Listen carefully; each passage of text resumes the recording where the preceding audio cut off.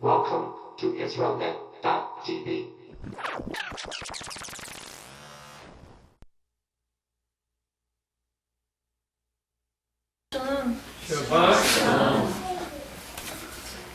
We got kids going to the back to learn some more creation days. Midrash. I tell you what, we did so much Midrash this past week, my head's just spinning. Amen. You know, it really is spinning. And for those, you know, who midrashed with us this week, this will just be a repeat. You've heard it before, and I'm not sure that it'll be in any better order than we talked about it. I had a little trouble having time to put things back in order the way I thought they should be presented. But we learned some interesting things. We just continued with the book of Revelation, and we even went back over the letters to the 7 churches and looked again at how those correspond to the 7 festivals of the Messiah. And we found more things. And so every time we go through here, we're gleaning more information out, and as we talked, I would type in the extra information. So eventually, I'll put it into a format where I can run it off and make copies for everyone. Maybe we'll get it spiral bound. And that way you can have that little individual insight into the 7 assemblies for your own to share with other people. Because it's not something for us to keep. You know, we don't keep a close hand here. We got all the cards. We understand the 7 assemblies of Revelation. No, you need to deal those cards. You need to let some people know what's in the cards. Because we are not card readers, are we? No, we have the Spirit of Adonai who is revealing these things to be shared. It's not a competition. It's not a game to see how much we can learn and somebody else can't. It's acquiring information in order to give. This is a special Shabbat for those who are watching on IsraelNet. It's Pesach Shabbat, so we didn't have regular readings today. We had readings from Exodus 34, 1 through 35, and Numbers 28, 16 through 25. And to that I added Isaiah 5, 20 through 24, and Psalm 19, which I thought was awesome. Did you see how the sun and its pavilion and coming forth as a bridegroom, how that was compared to the Torah and the ordinances and the statutes and so forth? And we know that that's a specific picture of Shavuot, the 4th day of creation, when we received the Torah. We received the ordinances, the commandments, and so forth. So I thought that was a really neat psalm to read today. And during the course of the study today, I'm not going to preach at you. I'm just going to teach you, and you're going to follow along in the book of Revelation. If you want to go ahead and turn to Revelation 8. We'll take small bites at a time and go through them. And the title today, I guess, is The Challenge of Fear. Not fear as in, oh my goodness, but fear as in this kind of fear. Know before whom you stand. To stand in awe, to stand in reverence, to stand in respect. I thought about it as Tammy was holding the Torah scroll during the processional. You know, as people, you know, either touch it and kiss it, or they'll back away from it, or whatever. It's just a visible sign of respect. And it's showing our children, it's teaching our children what respect looks like. When you respect someone, you stand up. It says, stand up before the gray head. If an older person comes into the room, it's our obligation, according to Torah, to stand up in respect toward them. If your grandmother or grandfather says something to you, you may 100% disagree with them, but you must still respect them. Yes. Because the Torah says so. Why? Because you're teaching your children and your grandchildren to respect older people. You're not teaching them that they're always right. You're teaching them that they always deserve respect. And that's how your children learn to respect God. Yeah. That's why it says, reverence my sanctuary. What is there about this building? Nothing except the people. So when he says respect my sanctuary, he's not saying just the building, although I would like to see more of that. I would like to see us teach our children more respect for this part of this building. Fellowship hall is something else. They want to be rowdy, cut up, carry on, fight, wrestle, whatever, watch movies. Let it be over there. But don't we expect something special to happen in this room on Shabbat and on festivals? Well, we can teach them that reverence and that awe for this part of the building. They're real little now, most of them. But they can watch the older kids and they can watch the adults and they can understand that, this is not a place to wrestle around and scream and holler and run and have a big time. That there are places, not just Torah scrolls, but places that are to receive more reverence. The way that they treat adults. We teach them to reverence us. Why? Because we're the closest thing they have to God right now. And they will understand the fear of Adonai when they show respect to their parents or to their grandparents or to older people in the congregation. Learning things like saying, yes, sir. No, sir. Yes, ma'am. Can I help you with your plate? Would you like to go first in the serving line? Those are all outward symbols of respect and reverence. And what is it doing? Maybe not too much now, but as they grow older, it will help them to acquire that proper reverence so that they will know before whom they stand in prayer and praise and in worship, to respect His words, that they're not just something casual to be thrown on the floor. If you see someone throw a Bible on the floor, pick it up and set it back on a chair, set it on a table or something, so that even in the physical realm, children can learn respect for spiritual things. And the reason I call it a challenge is because several weeks ago, Jimmy and I were doing some fasting. And Jimmy said a few times, I really think we're not challenging our congregation. And the first 2 times he said it, I thought, I think they're pretty challenged. And when I look at their lives, I see how busy they are, how consumed they are with jobs, family, school, so forth, even myself. And I'm thinking, I don't want another challenge. I don't need another challenge in my life. But maybe it's that we're being challenged with the wrong things. And maybe he's absolutely 100% right. We are not challenging you with your spiritual walk. We are not demanding anything of you here, which I'll have to confess to being late today, but,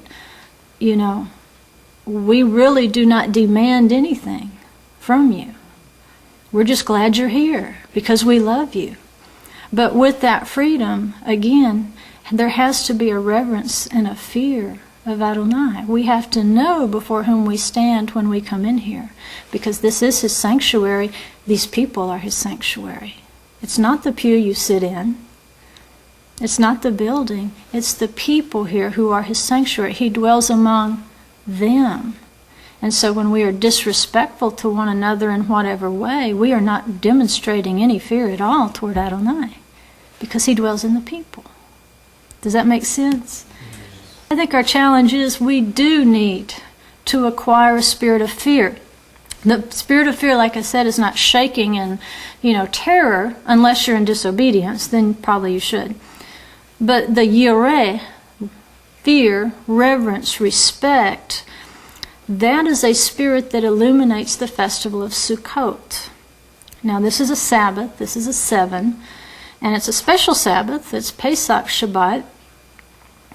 And we know that it says the fear of the Lord, the yireh of the Lord, is the beginning of all wisdom, right? Yes. Which spirit represents Sukkot? Remember the menorah? The seven spirits of God? It was the spirit of fear or reverence, awe, respect, honor. Why? Because every nation on earth will be forced to render that fear, that reverence, that respect during the millennial reign of Sukkot. That's where we get that. Not only that, of course, it lists the seven spirits of Adonai. But we know that specifically the spirit of reverence rests on Sukkot, and I can, if you give me time, I can go home and get my list of scriptures that show you how those correspond to Sukkot, the spirit of reverence. But it's also a Sabbath spirit, because Sukkot is the sign of the greater Sabbath, is it not? It's a rest.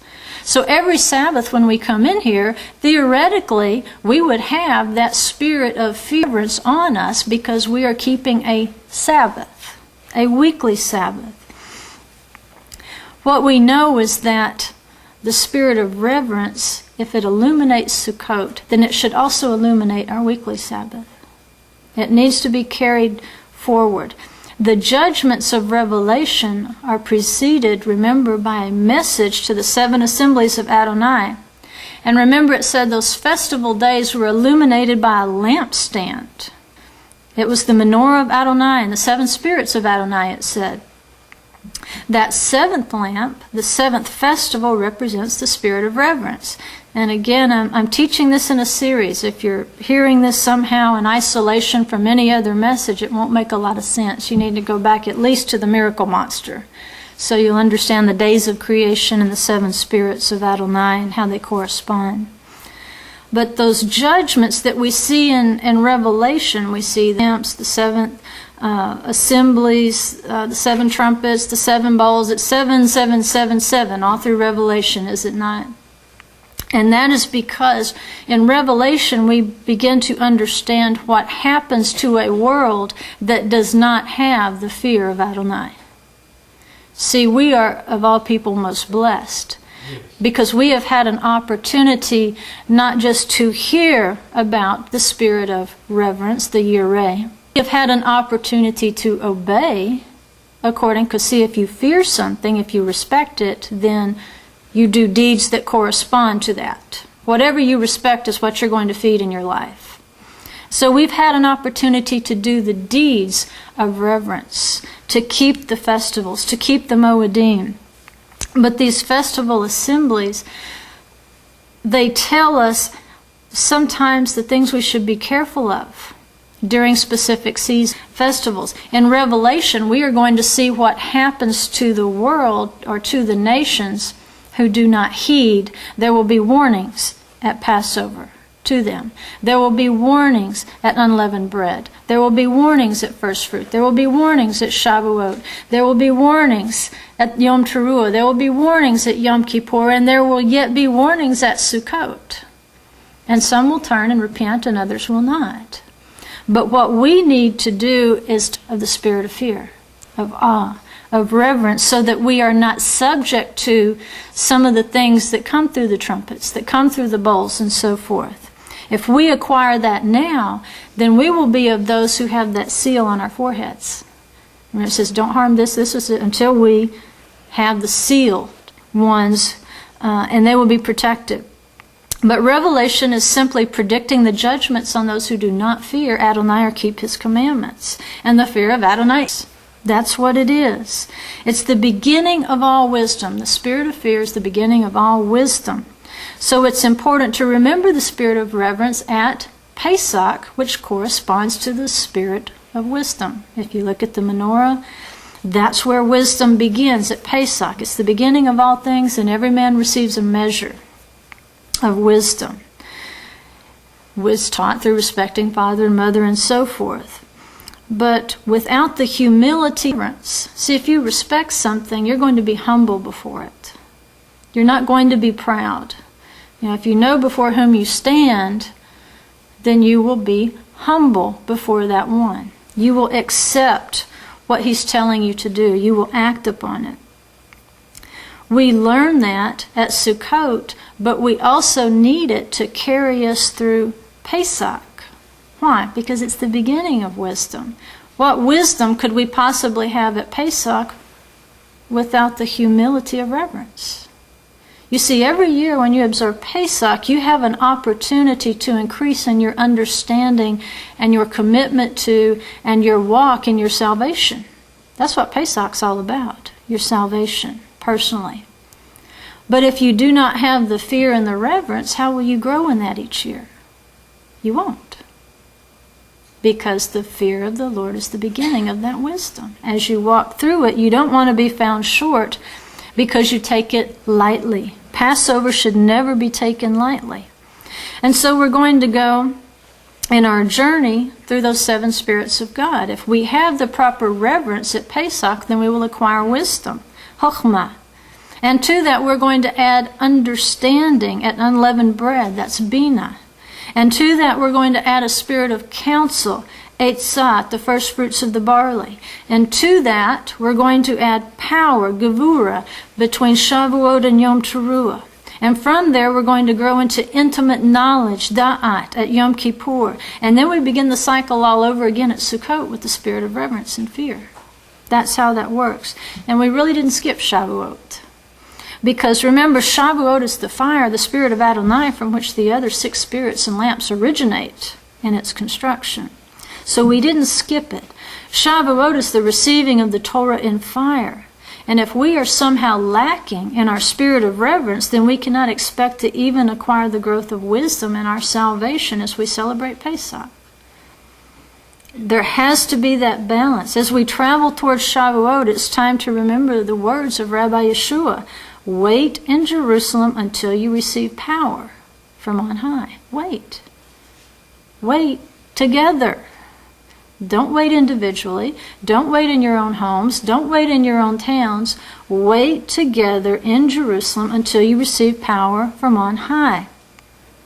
Now, while wisdom, insight, counsel, those are important spirits to operate in during the season of unleavened bread, without the spirit of reverence, we cannot even begin to do them.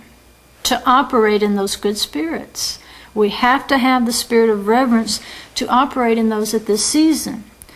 Why did the disciples receive power at Shavuot? Because they were obedient. They waited. They did exactly what he said. They were obedient to Yeshua's commandment, not only to wait, but to wait for one another. Remember, he prayed fervently for his disciples, for his congregation, that they would become one, united in love. And he says, this is going to be the sign. When people look at my disciples and see how they love one another, they will know that it's true.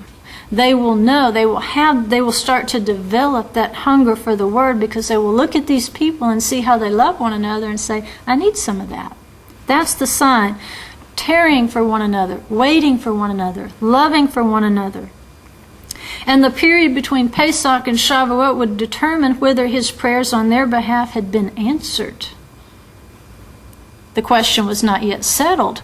Will they wait according to the commandment in unity? What if they were still upset with James and John for wanting a higher place in Yeshua's kingdom? What if Peter was mad at John because Yeshua said, what's it to you if he stays alive till I come? Remember all the little things that they got into? The smaller the congregation, the worse the contention. Well, he had 12 in the inner circle. You don't think they fought? Yeah. They had disagreements. They were at each other's throats all the time. Why? Well, it's human nature for one thing. But for another thing, they did not have the spirit of fear. Because had they truly discerned who they were with and what their part in the plan was, they would have had much more reverence and awe. And instead of fighting with one another and striving with one another, they would have remembered the miracle and shut their mouths and simply loved one another. But we could see that by the time Shavuot rolls around, the jealousy seemed to have gone, the ill will seemed to have gone, the wanting more than somebody else seemed to have gone. All that seemed to have been put aside for something. What was it? What made them get past the petty differences? What made them get past the harsh words that plague every assembly? Even 11 of them that walked with Yeshua. The answer is obedience. They just did what he said. If he said don't fight, tarry together, pray together, until Shavuot comes, they simply did what he said to do. Remember, they had witnessed a miracle. Not just a resurrection, but in his ministry, they had really witnessed a life that showed complete dominance over the natural world. He could heal the sick. He could speak to the wind. He had total authority over the physical world. Now, if that doesn't shake you up a little and make you have a spirit of reverence and awe, I don't know what would. Because that's the equivalent of crossing the Red Sea, isn't it? Peace be still. The storm stops. How'd that happen? Because he has the authority of his Father to stop it. Now, if you stand and walk in the presence of a man like that, wouldn't you have a little reverence and fear? But they're playing. You know, I want my throne here. I want my throne there. You know, what about me? What about him? Who cares about them? Who cares about you? It's about being one. It's not just witnessing the resurrection. It's understanding that we have seen a ministry of miracles. Not 2,000 years ago, right now. You have each seen a ministry of miracles. You are sitting in a ministry of miracles. How many congregations do you know of that were simply called together and called out like that? When you talk to people out there, it's a person here. It's a person there. It's a couple over here. It's a family over there. How many people were called at one time to one place to worship together? That's the parting of the Red Sea, people. You were called out of confusion. You were called out of a false worship system. You were called out of Egypt together.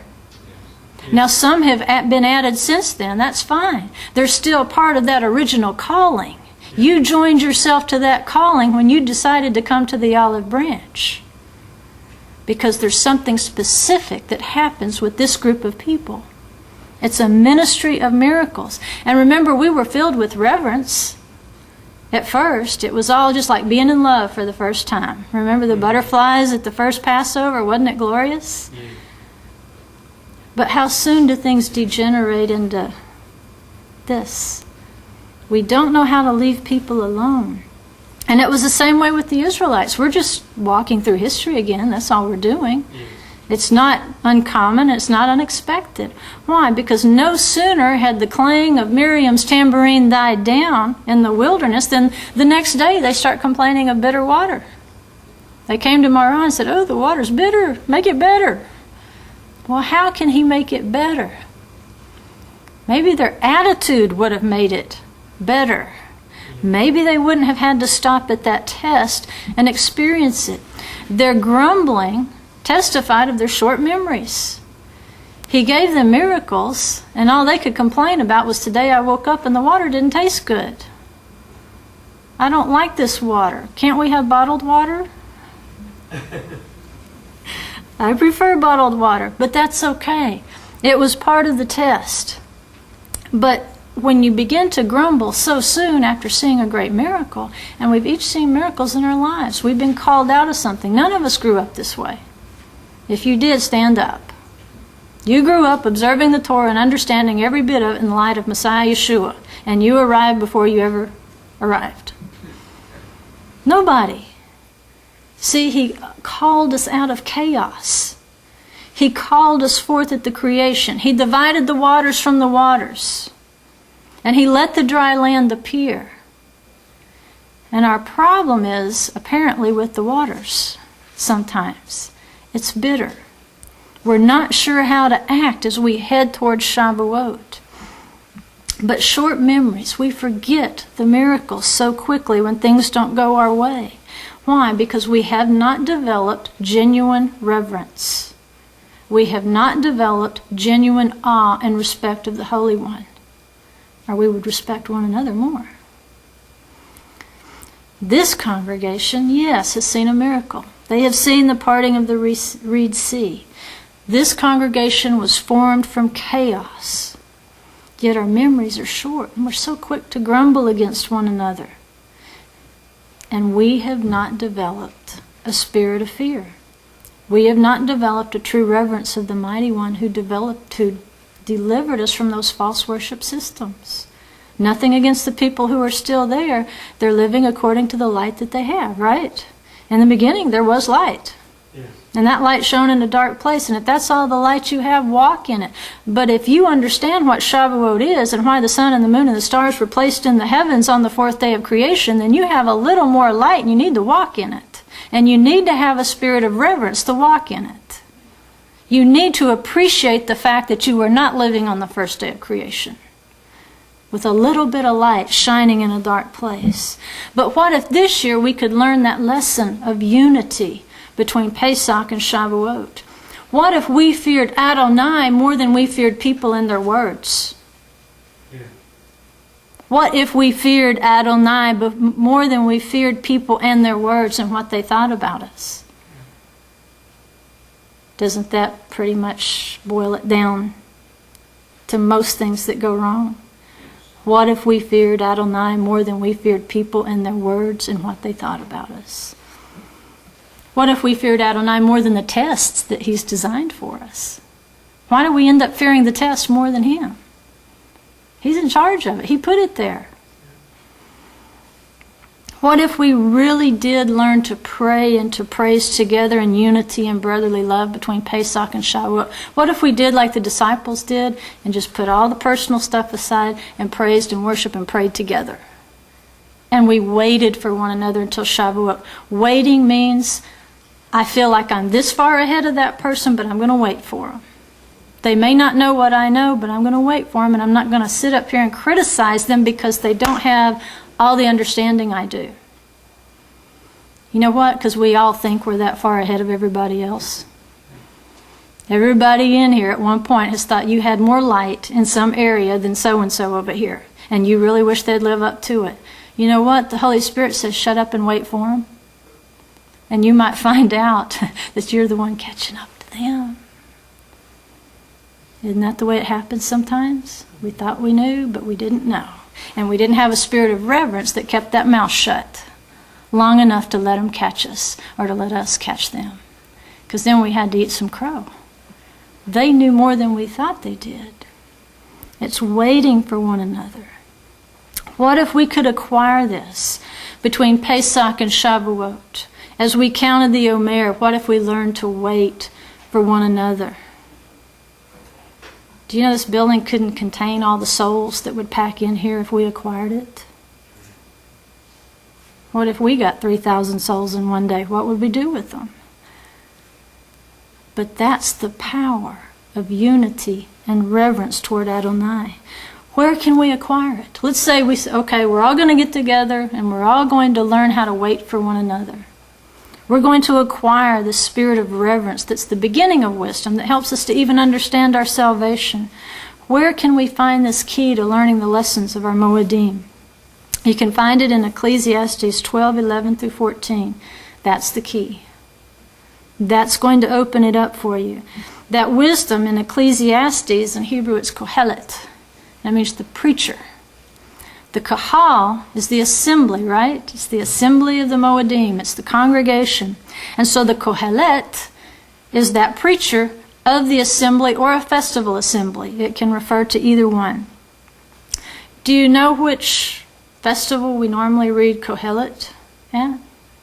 Any idea? Sukkot. Remember, it's the spirit of reverence. It's the spirit of fear. Ecclesiastes 12:11, it says, the words of wise men are like goads, and masters of these collections are like well-driven nails. They are given by one shepherd. But beyond this, my son, be warned. The writing of many books is endless, and excessive devotion to books is wearying to the body. The conclusion, when all has been heard, is fear God and keep His commandments. Because this applies to every person. For God will bring every act to judgment, everything which is hidden, whether it is good or evil. That's the conclusion of the whole thing. Fear God. Have that spirit of Sukkot in you. And keep His commandments. That's the sum of everything. That's what was there at the beginning, and that is what will be there at the end. And it spans through everything in between. So who are we fearing? Where are our priorities? Who do we fear more than Adonai? What do we fear more than Adonai? I can tell you that if I just follow you around for a day. If I were just following your footsteps all day long, at the end of the day, I could tell you who you feared. Because I would see where your deeds were invested. I would see where your worry and your anxiety was invested. I would see where your first fruits were invested. I would see where the best of you went each day. And then I would know who or what you feared. But the sum of it is, don't fear people. Don't fear things. Fear God and keep His commandments, because it applies to every person. The 7 trumpets of Revelation followed the opening of a 7th seal, right? Now this is the power of reverence times 7. I mean, it's just 7, 7, 7. It's the power of reverence, the spirit of reverence. And so, if 7 is the spirit of reverence, then the 7 trumpets that sound will teach the spirit of reverence to the nations, and we should be able to measure that, at least in the book. It should tell us how that's going to occur. In other words, if they will not willingly acquire the spirit of Sabbath rest and reverence, then it will be taught with fire judgments, it says, like goads and well-driven nails of wise men. Why? It says, you shall keep my Sabbaths and revere, fear, have respect for, and honor my sanctuary, my people. I am the Lord. You shall keep my Sabbaths and revere my sanctuary. The first 3 trumpets are going to deal with the first 3 days of creation. If we are going to acquire the fear of the Lord, then it will come through the sounding of the trumpets. These things will try to turn us back and remind us who to fear. Let's start in Revelation 8:6. Revelation 8:6. And the 7 angels who had the 7 trumpets prepared themselves to sound them. And the first sounded, and there came hail and fire mixed with blood, and they were thrown to the earth, and a third of the earth was burned up, and a third of the trees were burned up, and all of the green grass was burned up. Now that first trumpet is going to turn back time, so to speak. It's going to turn back a third of the goodness of those first 3 days of creation to the chaos of the first day. How's it going to do that? It's going to burn up the green things. It's going to throw us back to the beginning. It also points to the 3 pilgrimage festivals. He's going to burn up a third of things to remind people, I have called you to worship me at 3 specific appointed times. 3 pilgrimage festivals. You go up to Jerusalem. Now the first of those, which it says it came through hail, what did it say? Hail, fire, and blood. That's Pesach, isn't it? The judgments came on Pesach through hail, fire, and blood. So what it's telling us is in that first trumpet, the spirit of wisdom associated with that festival is going to be diminished. In other words, people aren't going to be as smart as they should be. They're not going to know what they should be. Why is that? It comes from the Haftorah, Isaiah 5:20. It says, woe to those who call evil good and good evil, who substitute darkness for light and light for darkness. What happened on the first day of creation? Light. Light shone into the darkness. That's our Passover. That's when Yeshua was slain. He was slain from the foundation of the world. He was slain as that light obeyed. It says, who substitute darkness for light and light for darkness, who substitute bitter for sweet and sweet for bitter. Woe to those who are wise, chacham, in their own eyes, and clever in their own sight. Woe to those who are heroes in drinking wine, valiant men in mixing strong drink, who justify the wicked for a bribe and take away the rights of the ones who are in the right. Therefore, as a tongue of fire consumes stubble, and dry grass collapses into the flame, so their root will become like rot, and their blossom blow away as dust. For they have rejected the Torah of the Lord of hosts, and despised the word of the Holy One of Israel. This judgment on the grass occurs because men are wise, it says, in their own eyes. They're calling what is light darkness, and what is darkness light. So this judgment is on their wisdom. that they claim to have, but it's not wisdom at all, because it says they've rejected the Torah of the Lord of hosts. So what little they did know is now just diminished by a third. It's going to be collapsed, it says, into a flame. And that is the opposite of the good word of creation and a true spirit of wisdom on the first day that speaks light into the darkness, that tries to illuminate. So those who reject the Torah of Adonai with the first trumpet will collapse into flame, at least a third of them. The spirit to be aware of, and listen to this, the spirit to be aware of at Pesach is deception. Light in Yeshua shines into chaos. We come out of wintertime in a symbolic state of chaos, of deadness.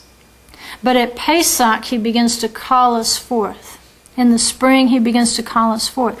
What Satan would like to happen is for us to remain dead, figuratively speaking, to remain in chaos. He would like for us to be deceived and not understand that the light is shining in the dark place. But we will be tempted to be received. There will be a test to see if we will be deceived during the Pesach season. Why? Because it's the opposite of wisdom. If you have wisdom, you're not going to be deceived. It will be light shining in a dark place when you have the wisdom. But Satan works very hard for us to remain in chaos. And he will tell us things that are not true. They simply are not true. And we will be tempted to believe them. And sometimes we go ahead and we believe them, and then after the fact we find out they were not true. It was a lie of the deceiver. And we accepted it at Pesach. One lie he tried to tell us at Pesach is that computer wasn't working during the service, but it really was.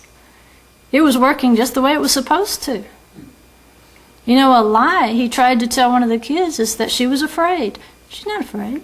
No, she's a warrior. She's got the heart of Deborah in her. She's going to preach to thousands. That's a deception. That's a lie, but if he could make her believe it, it would have messed up the dance. And if it messes up the dance, then it messes up what the Holy Spirit wants to do in the service. If he can deceive us into believing that's true. I think he lied to Lori and told her that that banner was not beautiful. And it was wonderful. But it was a deception. It wasn't true. Didn't he try to deceive us last night and tell us that it wasn't springtime? We looked outside, you can't see for the snow. There's snow covering everything this morning. Is it not springtime? Yes, it is.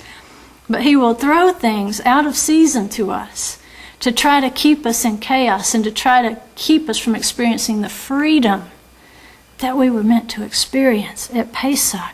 Next year, as we go through the festivals, we'll have a better handle on what he's going to try. He'll lie to us, if he can.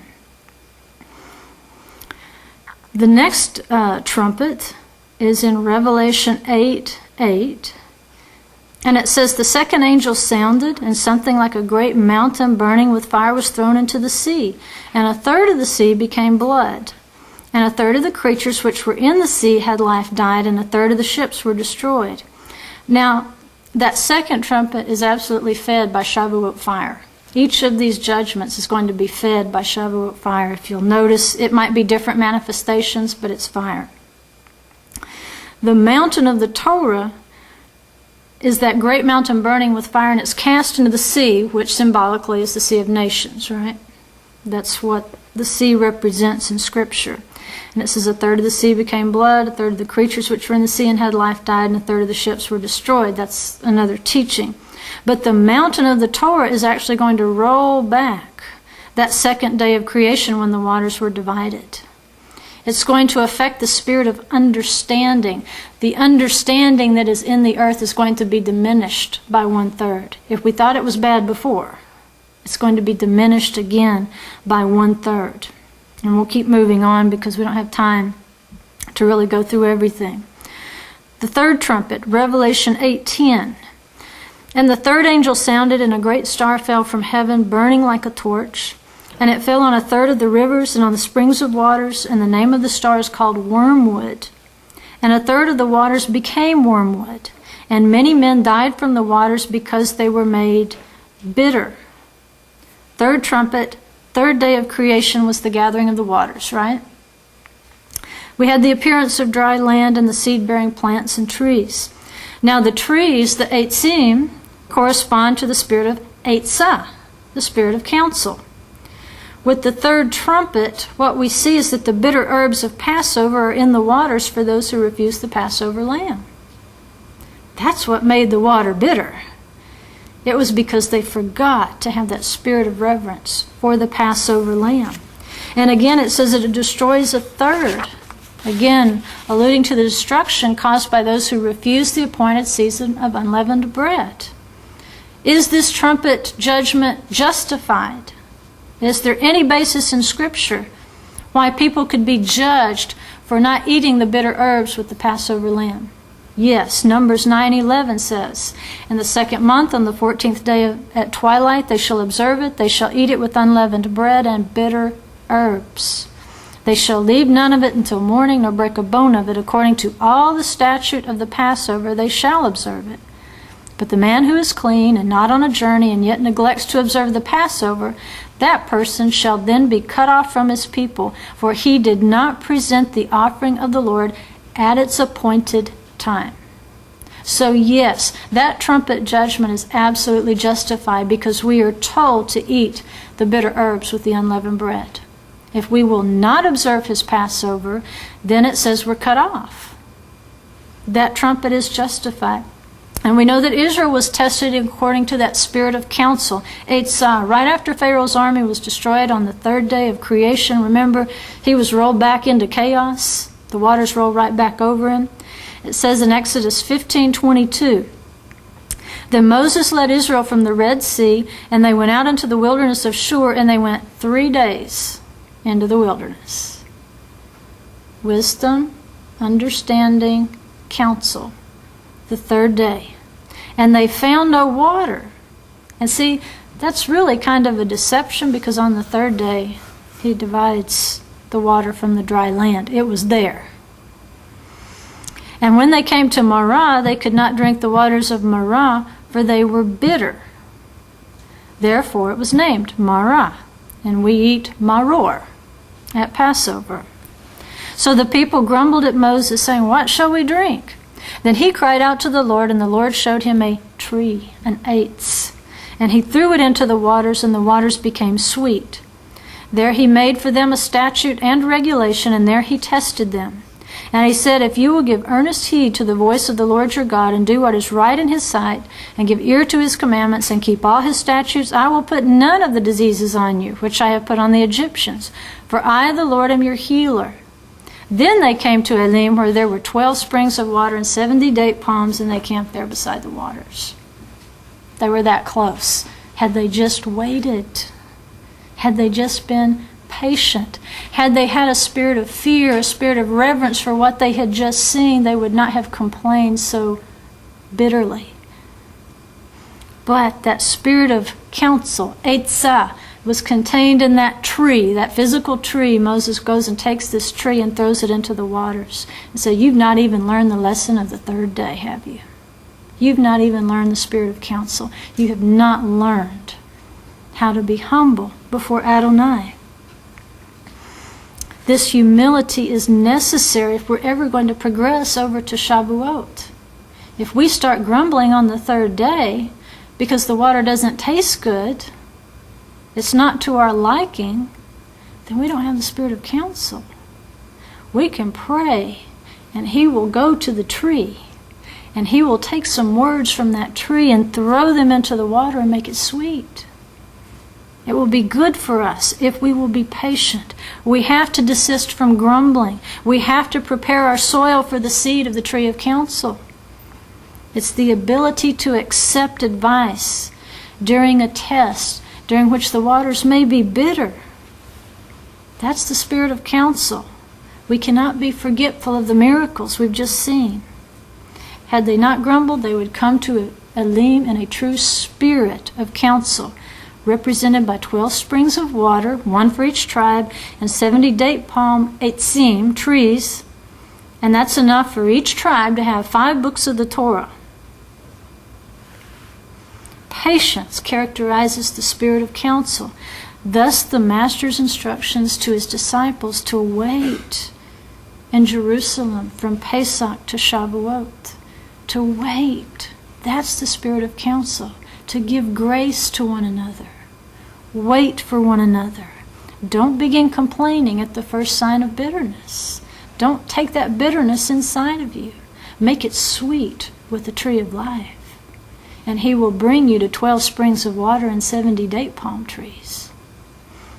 Fourth trumpet, Revelation 8:12. The fourth angel sounded, and a third of the sun, and a third of the moon, and a third of the stars were smitten, so that a third of them might be darkened, and the day might not shine for a third of it, and the night in the same way. And I looked, and I heard an eagle flying in mid-heaven, saying with a loud voice, Woe, woe, woe to those who dwell on the earth, because of the remaining blast of the trumpet of the three angels who are about to sound. The fourth day of creation, the fourth trumpet, is the sun, it's the moon, and the stars for a calendar and appointed festival seasons, which corresponds to the spirit of Adonai. That central pillar, that central flame. And those three eagle cries of woe correspond again to the three festivals, the pilgrimage festivals. That's the spirit of Adonai. The test of the fourth day will reveal whether or not we have acquired that spirit of counsel. It will be made manifest at Shavuot. We'll find out if we've been humble.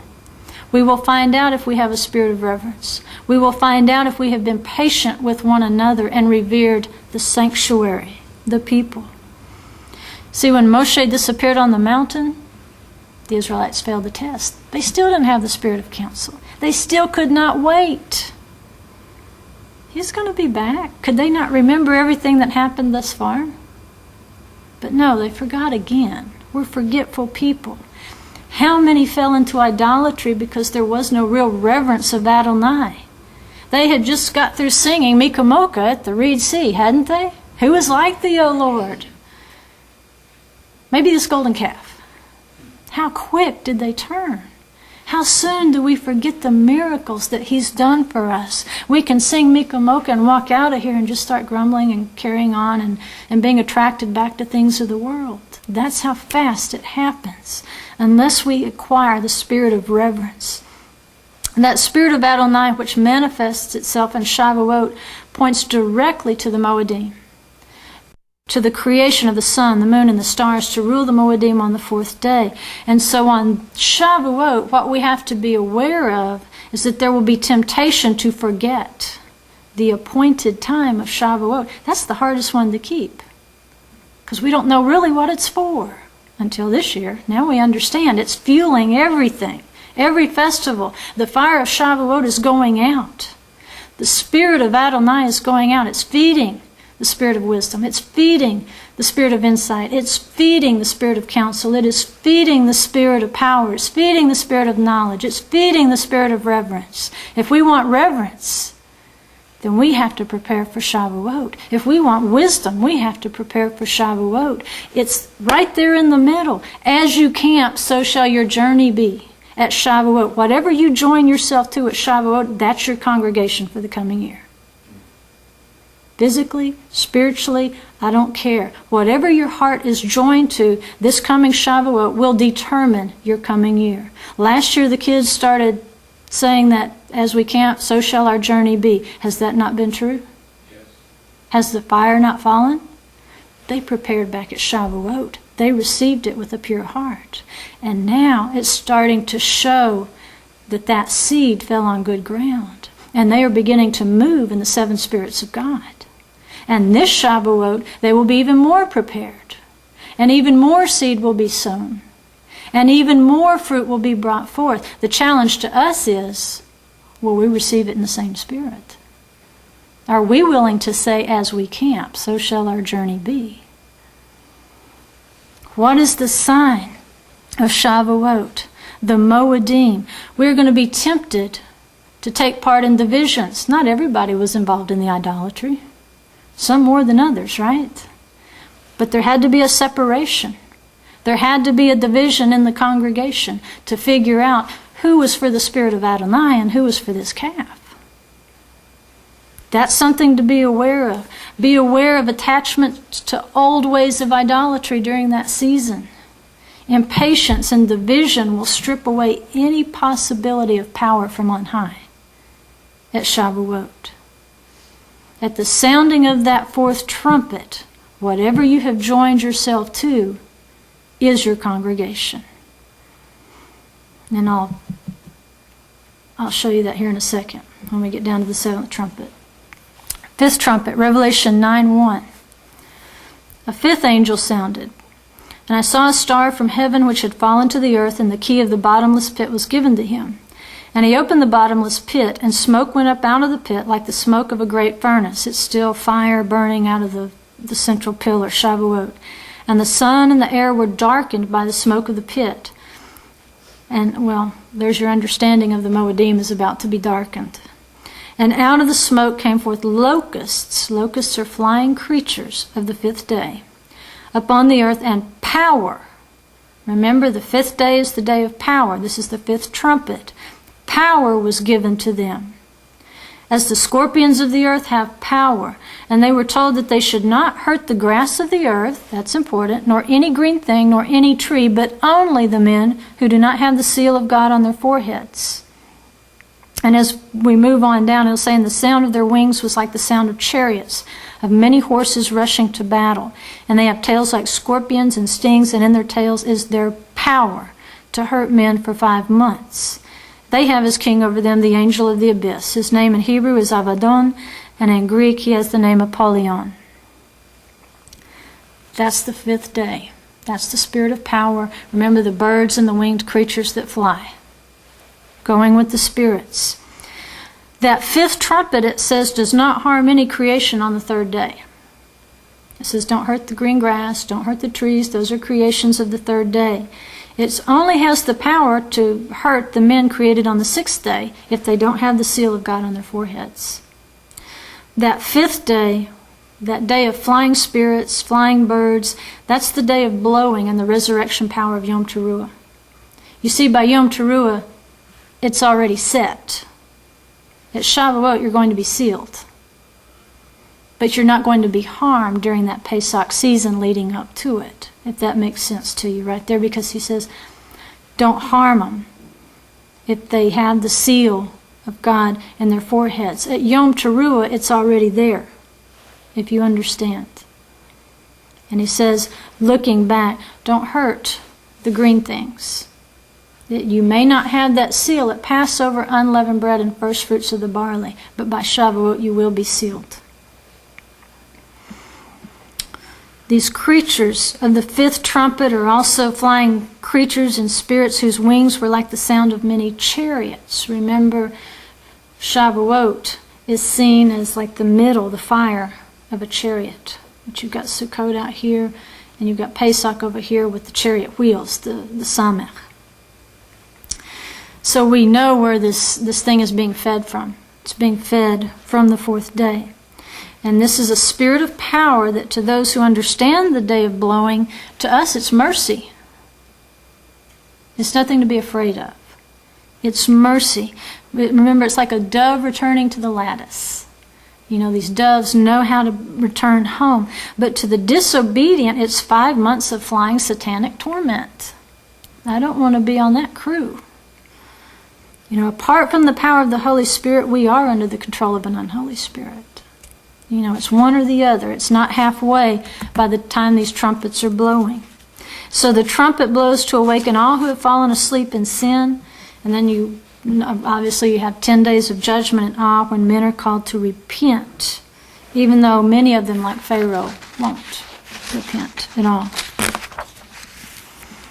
Every festival will test us by fire, because it's the fire of Shavuot that tests us. Sixth trumpet, Revelation 9:13.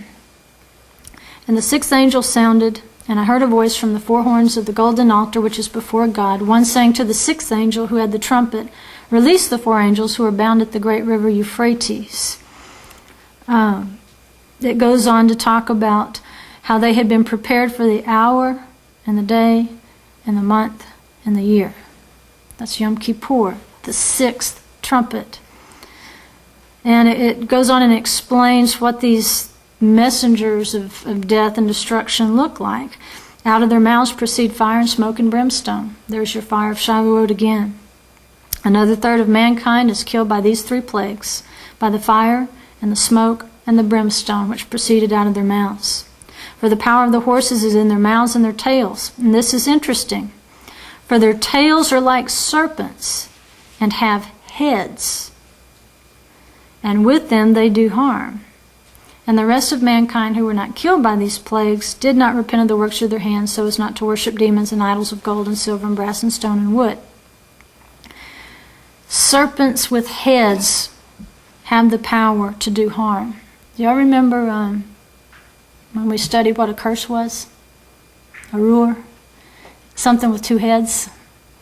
Remember, the serpent deceived Eve, and rather than accept the authority of the Holy One only, she accepted the authority of the serpent as well, and that gave her two heads, two authorities in her life. And when that happens, you had the Hebrew word arur, which means curse. You'll either hate one and serve the other, or you'll hate one and serve the other. But if you have two heads, if you have two fathers, you're under a curse. And so the power of these horses is like serpents with heads. They're flinging curses with these tails. They're talking heads. Now the sixth day, the sixth trumpet, was the day mankind was created, and that's also the day of atonement and the spirit of knowledge. Intimate understanding, intimate dwelling, when originally Adam was created to live in intimacy in the garden with Adonai. Now, the festivals help us to restore that. They start bringing us back in to that intimacy. But if we refuse the festival, we're moving away. We're moving away from it. So on this day, it says men are called one last time to repent and develop that spirit of the seventh day, that spirit of reverence of Adonai. And it's a rest which can only be entered by those who have a reverence for Adonai. No reverence, no rest. No reverence, no Shabbat. No reverence, no Sukkot. That's the deal. Sukkot is a compilation of symbols from Yom Teruah, Yom Kippur, and Sukkot itself. So the actual sounding of the seventh trumpet is preceded by this verse here in Revelation 10:11. It says, "They said to me, you must prophesy again concerning many peoples and nations and tongues and kings." That is the seventh trumpet. Sukkot is the gathering of nations, peoples, tongues, and kings under the authority and the kingship of Messiah Yeshua. They will bring the proper gifts at Sukkot at the proper time. They will finally accept his calendar during Sukkot. And that's what it says. You must prophesy again. How many times do we get tired of telling people? Well, you must prophesy again, sorry to tell you, concerning many peoples and nations and tongues and kings. Why? Because that's part of the plan that was laid down the creation week, is that they would finally have rest on Shabbat. That's our responsibility. And that's the judgment of the seventh trumpet. See, at Pesach, we have household salvation. At Shavuot, we're called together as a congregation. That's why I said, whatever you join yourself to on Shavuot, so shall your journey be. At Sukkot, it was our job as the flying birds and the fish of the earth to go take that gospel message out, speak to them of the creation and how Messiah Yeshua embodied those 7 days of creation. How he was slain on the first day. How he was that Passover lamb from the foundation of the world, and gather them in. Nations, tribes, and tongues. That's the 3-point plan. You, your congregation, the world.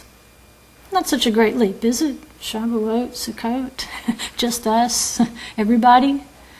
Not that big a deal if you are endued with power from on high. That's the key. No reverence, no power. No power, no nations. That's why we have to get it right now.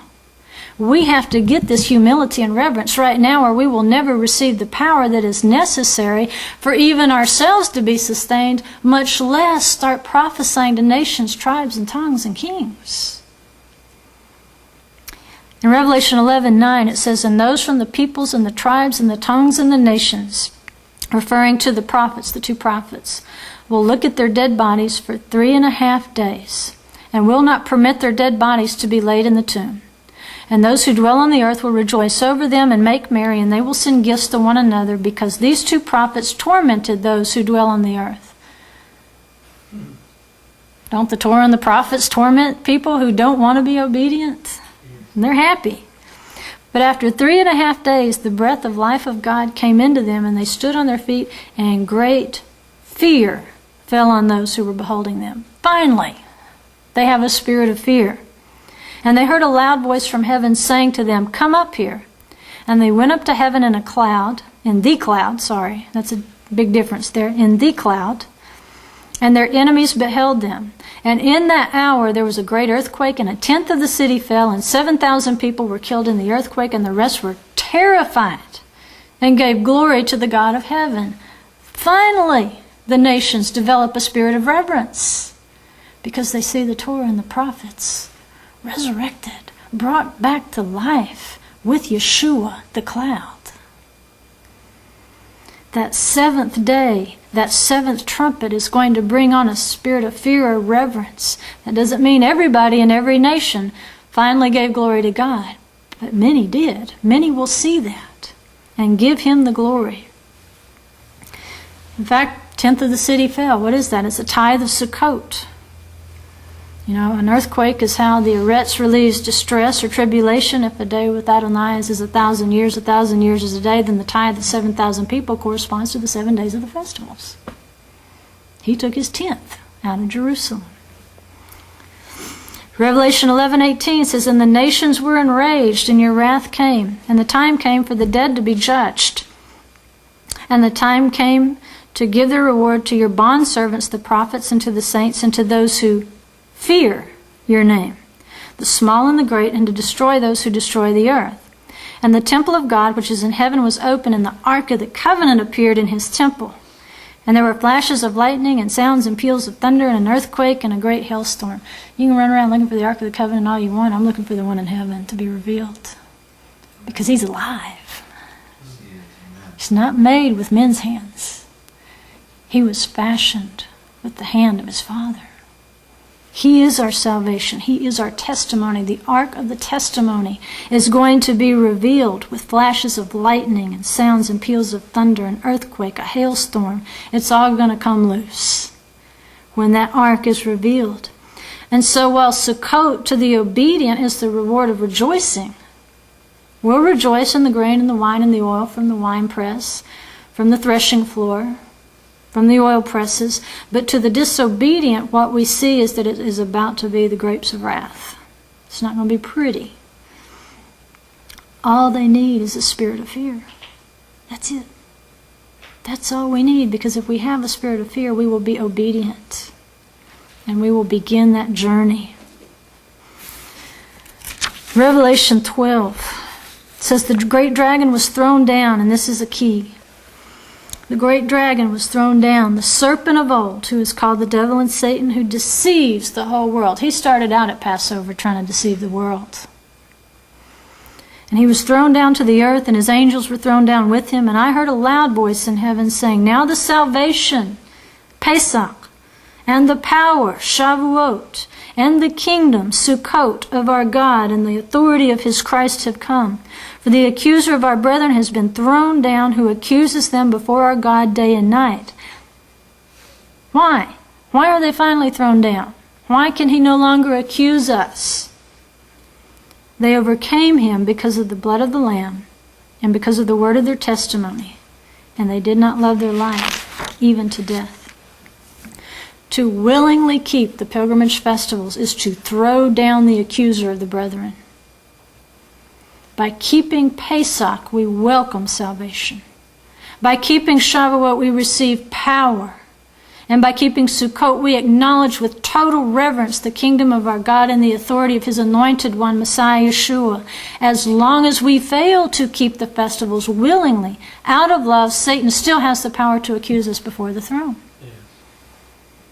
Let's go back to Isaiah 14:12, just so you don't forget what that original sin of Satan was. You need to remember that. How you have fallen from heaven, O star of the morning, son of the dawn. You have been cut down to earth.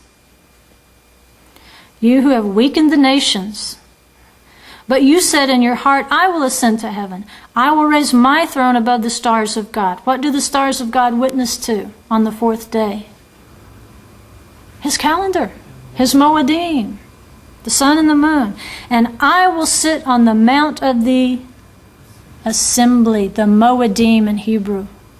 The 7 festivals. He says, I'm going to sit on top of that. In the recesses of the north. I will ascend above the heights of the clouds, and I will make myself like the Most High. That was his sin. He chose to elevate himself above the Moedim, the festivals of Adonai.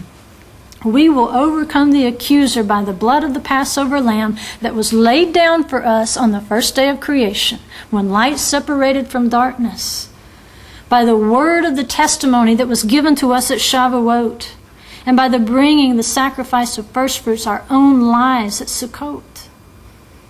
You see, Abel didn't love his life, even unto death at Sukkot. When he brought his offering, he gave his life for his obedience, because his brother was jealous. People will be jealous of us and try to destroy us when they see that you keep the festivals out of love and not just habit. When they see you keep your festivals and your Sabbaths, they will try to kill you. Your brother will try to kill you. Your own brother will try to kill you. But you may have to remember not to love your life unto death. Our obedience on earth is affecting events in heaven right now. The fact that we're gathered here today is affecting events in heaven right now. The fact that we gathered at Pesach is affecting events in heaven. The idea that we are going to gather at Shavuot is that we will affect events in heaven, because the more of us who learn how to keep the Moedim out of love because we fear and reverence our Adonai, the less power Satan has. Why? If we don't keep the festivals, if we try to elevate our own festivals above Adonai's, then we've done the deeds of our father Satan. But if we're like Yeshua, and we actually begin to become those festivals in our deeds, then we're of our Father. Hashem, Yod-Heh-Vav-Heh, Adonai. Adonai Tzevaot, the Lord of hosts, the Lord of that starry host that he set as a calendar. That's why we have to weaken Satan, by proclaiming these festivals to anyone that will listen. To anyone who may receive them, because we are affecting the strength of the accuser in heaven. And at some point, our strength in these festivals will become so great that he can no longer withstand the angel Michael, and he will be cast down. Read Revelation 12 and I'll quit, because this is a lot of information. Revelation 12. It's going to blow your mind. I know you've heard it preached a lot of different ways, but let's take the simplicity of the symbols we know from the Torah. And let's read Revelation 12.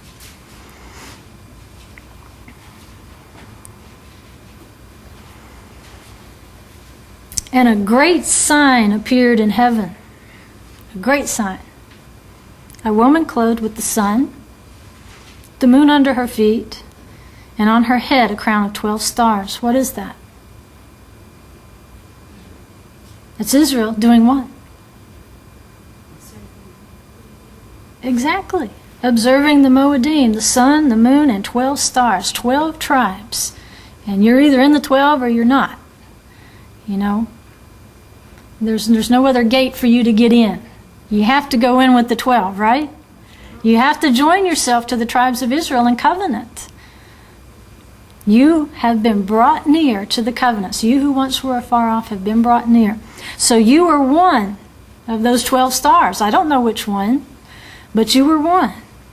Because you were testifying with the sun and the moon to the Moedim of Adonai. You were part of that woman. And she was with child, and she cried out, being in labor and in pain to give birth. And another sign appeared in heaven, and behold, a great red dragon having how many heads? 7 heads. Do you realize that Satan has 7 alternate festivals? A lot like ours. In fact, sometimes people think we're keeping them because they're so close in time period. And we have to correct that so that, people understand this is not that season for us. This is Passover. He has 7 authorities, 7 heads. 7 heads speaking lies. These are alternative Moedim, and he has 10 horns. What does the number 10 represent? A congregation. It can be a good congregation, or it can be a wicked one. The 10 spies who gave the evil report were a wicked congregation, weren't they? That's what they were called, evil. Well, this dragon not only has 7 alternative Moedim, he also has his own congregation. We're in the congregation of the righteous. You don't be in the other one. And on his head were 7 diadems. And his tail swept away 1/3 of the stars of heaven and threw them down to earth.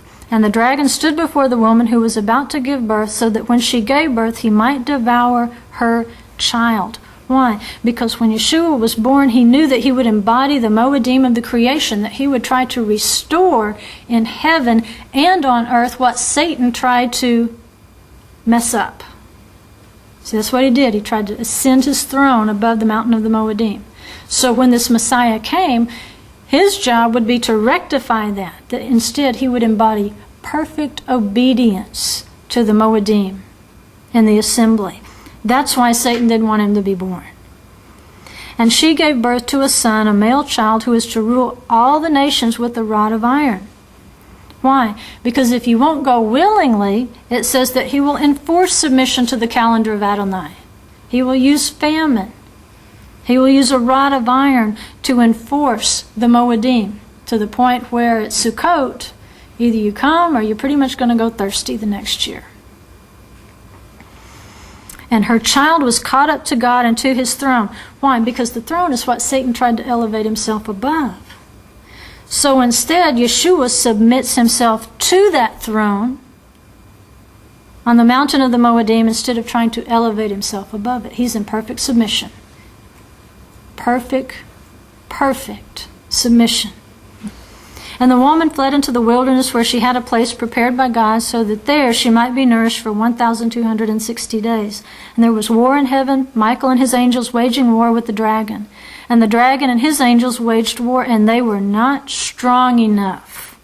And there was no longer a place found for them in heaven. And the great dragon was thrown down, the serpent of old, who is called the devil and Satan, who deceives the whole world. He was thrown down to earth, and his angels were thrown down with him. And I heard a loud voice in heaven saying, Now the salvation, Pesach, and the power, Shavuot, and the kingdom of our God and the authority of his Christ have come, Sukkot. For the accuser of our brethren has been thrown down, who accuses them before our God day and night. And they overcame him because of the blood of the Lamb. From the foundation of the world, these Moedim were set in place. And because of the word of their testimony. The testimony is the creation gospel. The Moedim of Adonai are embodied in Messiah Yeshua. He is the ark of the testimony. He is the edat that is proclaimed by the edut. He is the testimony proclaimed by the congregation. That's what you should see when you look at the ark of the covenant. And they did not love their life, even to death. For this reason, rejoice, O heavens, and you who dwell in them. Woe to the earth and the sea, because the devil has come down to you, having great wrath, knowing that he has only a short time. And when the dragon saw that he was thrown down to earth, he persecuted the woman who gave birth to the male child. And the 2 wings of the great eagle were given to the woman, in order that she might fly into the wilderness to her place, her makom, where she was nourished for a time and times and half a time from the presence of the serpent. And the serpent poured water like a river out of his mouth after the woman, so that he might cause her to be swept away with the flood. See how he tries to duplicate the acts of Adonai? Adonai judges the world with the flood. Satan tries to. But he's just not strong enough. And the earth helped the woman. Remember that? Dry land appears. She's going to help out. And the earth opened its mouth and drank up the river, which the dragon poured out of his mouth. You see those 4 rivers in Eden? Satan has a counterfeit for that too. Those 4 rivers nourish the festivals. That's where Adam and Eve drank from. That's what nourished everything in the garden. Perfect obedience. The dragon would like to spew out a river of bitterness. And the dragon was enraged with the woman and went off to make war with the rest of her offspring who keep the commandments of God and hold to the testimony of Yeshua. That's it. That's the sum of the matter. Fear God and keep His commandments. Fear Him, reverence Him, honor Him. Do it from here, and we have nothing to fear. You don't have to worry about the dragon, about the flood, about the fire. What we have to worry about right now is whether we can wait for one another until Shavuot. That's what we have to worry about. Do we truly have the reverence of Adonai? Do we have it? Because without it, we can wait until Sukkot for Shavuot, and we won't get any power. Alan's going to play a song, and it's actually a song for Shavuot.